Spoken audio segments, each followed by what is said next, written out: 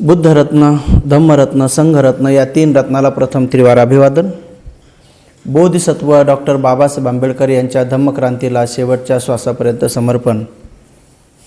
श्रद्धेय उपासक, उपासिका, बालक आणि बालिकांनो, आपण एका महत्त्वपूर्ण विषयाच्या संदर्भात आज जाणून घेणार आहोत. मनुष्याच्या जीवनामध्ये आपली कोणी निंदा केली किंवा कोणी जरी प्रशंसा केली तरी ह्या दोन्ही अवस्थेमध्ये सुद्धा आपण विचलित होता कामा नये. त्या अनुषंगाने तथागत सम्यक संबुद्धाच्या काळामध्ये घडलेला एक प्रसंग आहे आणि त्या अनुषंगाने आपण जाणून घेणार आहोत. तथागत सम्यक संबुद्ध एकदा राजा बिंबिसाराच्या नगरामधून वर्षावास संपल्यानंतर शहराच्या बाहेर जात असताना संपूर्ण पूज्य भिक्खू संघ त्यांच्या पाठोपाठ चालत होता. तथागतांचा भिक्खू संघ थोड्या अंतरावर 3.5 हात पुढं पाहतच चाललं होतं आणि संपूर्ण पूज्य भिक्खू संघ हा मौन धारण करून, शांतिप्रिय तथागतांचे पुत्र हे मौन धारण करून चालले होते.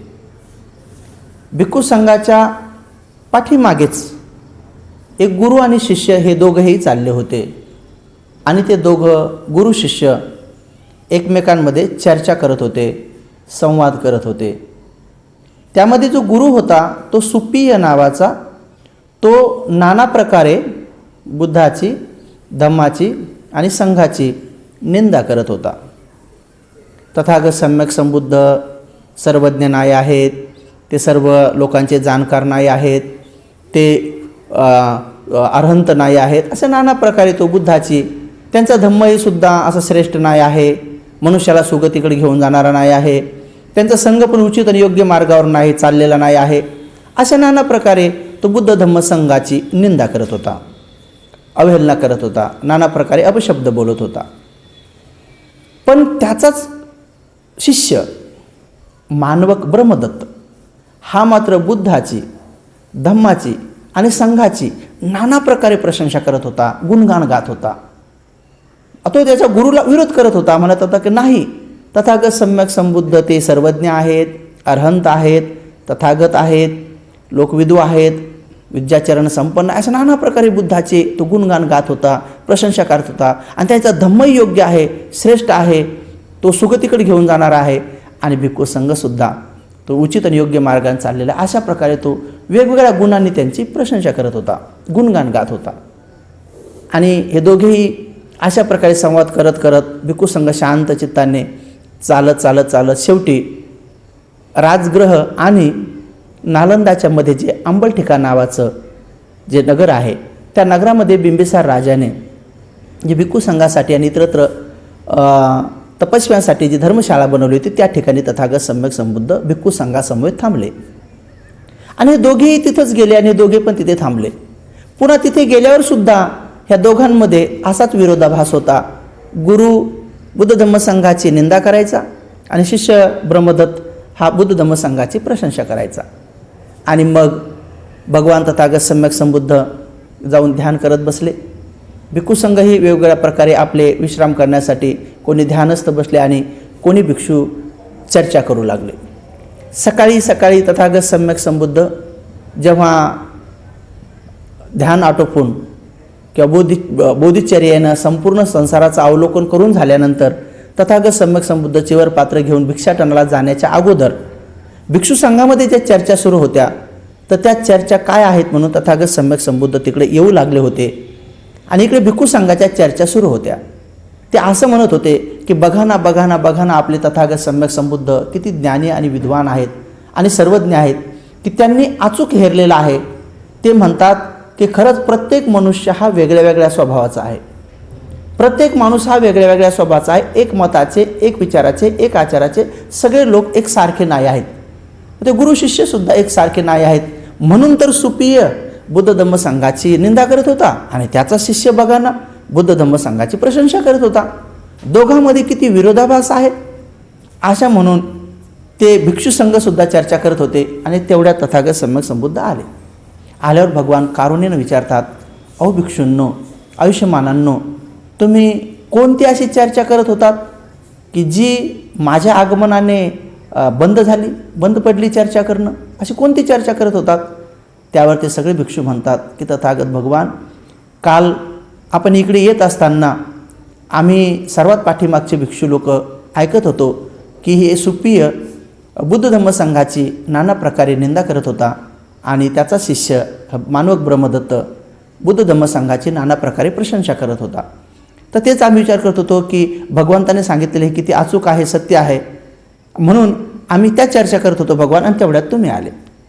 तर भगवान मग तेव्हा म्हणतात, भिक्षूंनो, जर माझी कोणी निंदा करत असेल, धम्माची कोणी निंदा करत असेल आणि संघाची जर कोणी निंदा करत असेल, तर अशा परिस्थितीमध्ये तुम्ही दुःखी, कष्टी, व्याकुळ होता कामा नये.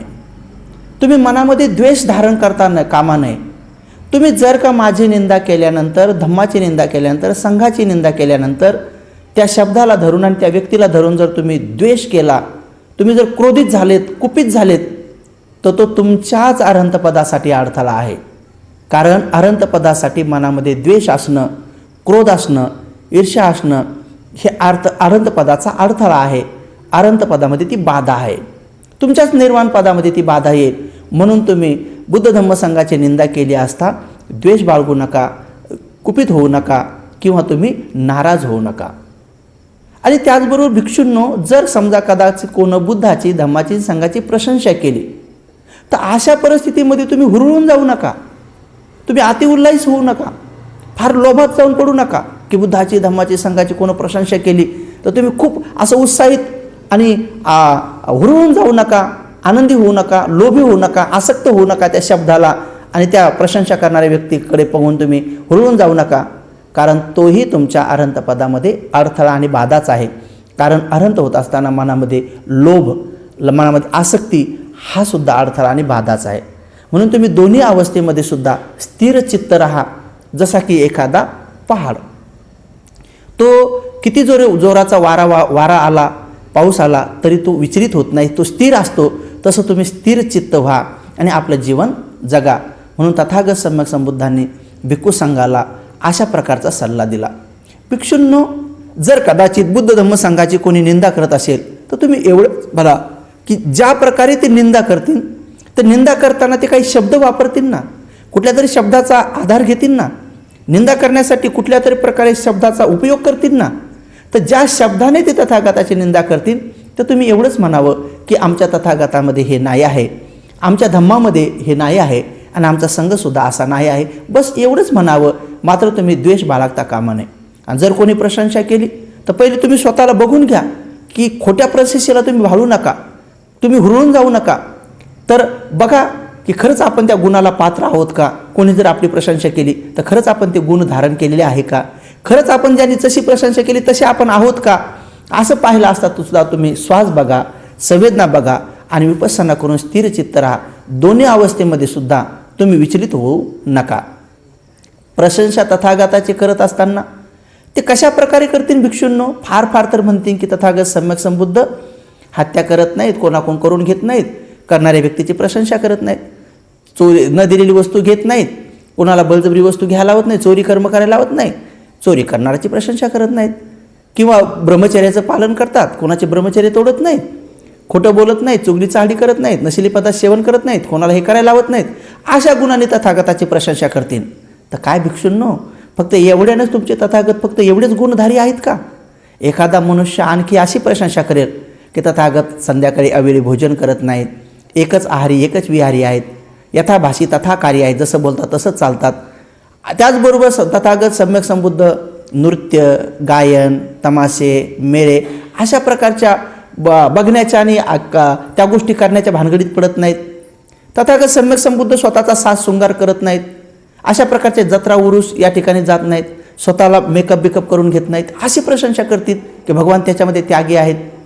काय मग एवढ्यावरच तुमचे तथागत फक्त एवढेच गुणधारी आहेत का. आणखी काही जर लोक प्रशंसा करायला लागले तर अशी प्रशंसा करतील की बाकीचे लोक उपजीविका चालण्यासाठी राजाचे पुरोहित बनतात आणि म्हणतात महाराज आता चांगलं नक्षत्र आहे, या टायमामध्ये लढाई केली पाहिजे, मग तुम्ही जिंकणारच, मग तो राजा हरणारच. महाराज हा दिवस खूप शुभ आहे, तो दिवस खूप शुभ आहे, मग या टायमामध्ये तुम्ही हे कार्य केलं पाहिजे, ते कार्य नाही केलं पाहिजे. महाराज अशा नाना प्रकारचं, हा रंग शुभ आहे, तो रंग शुभ नाही आहे.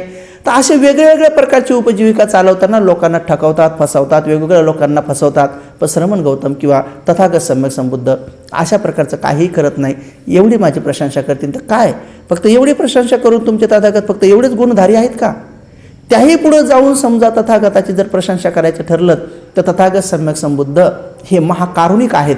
जसं की देवदत्त आणि राहुल ह्या दोघांवर समान प्रेम करतात, तर एवढी तथागताची भरभरून प्रशंसा करतील तर काय, तथागत सम्यक संबुद्ध फक्त एवढ्या गुणांनी संपन्न आहेत का? आणखी त्यांच्यामध्ये गुण नाहीत का?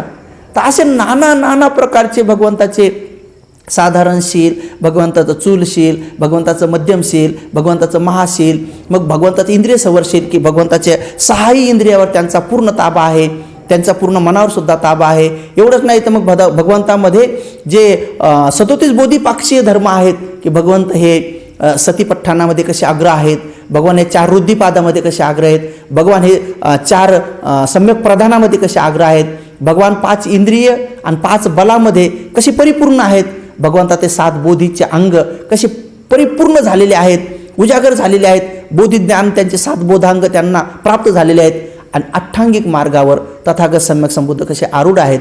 तर अशा प्रकारे 37 बोधी पाक्षीय धर्माची किंवा अंगाची ज्याच्या आधारे बोधिसत्व बुद्ध होतात त्या गुणाने कोणी प्रशंसा करतील तर काय भिक्षुंनो, फक्त एवढ्या गुणाच्या आधाराने तुमचे भगवान गुणी आहेत असं तुम्हाला वाटतं का की आणखी भगवंतामध्ये गुण नाही आहेत? तर मग एखाद्याने प्रशंसा केली तरी तुम्ही थोड्यावर काय हुरळून जाता. आणि म्हणून धम्मामध्ये सुद्धा असंच म्हणतील कोणी की हा धम्म सांदृष्टिक आहे, अकालिक आहे, अशा नाना प्रकारे भगवंतांनी तो उपदेश समजून सांगितला, 3 रत्नाचे गुणगव करून सांगितले. आणि म्हणून भिक्षुंनो तुम्ही दोन्ही परिस्थितीमध्ये विचलित होता कामा नये.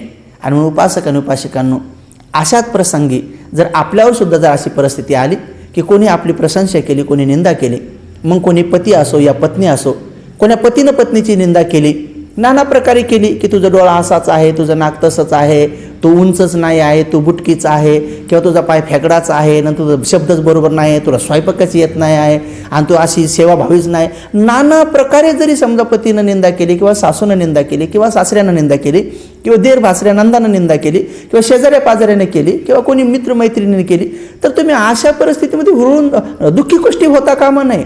तुम्ही व्याकुळ होऊ नका, त्यांच्या शब्दाला आणि त्या व्यक्तीला धरून बसू नका.